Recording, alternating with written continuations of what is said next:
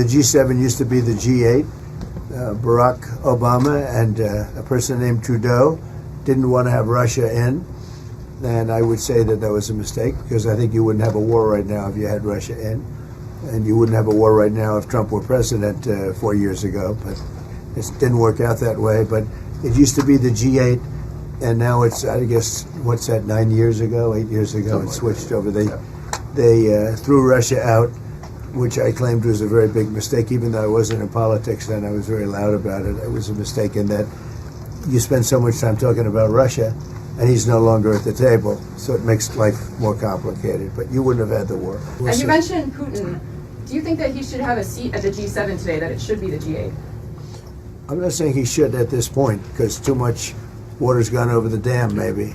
But it was a big mistake. Obama didn't want him, and the head of your country, the proud head of your country, didn't want him. This was a big mistake.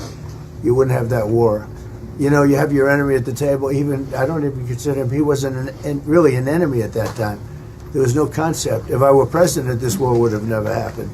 But likewise, if he were a member of what was called the G8 at that time, it was always the G8, you wouldn't have a war right now. Why not have China here, the biggest economy in the world after the United States? Well, it's not a bad idea. I don't mind that. If somebody wants to suggest China coming in, I think we suggest. But you want to have people that you can talk to. You know, they don't talk.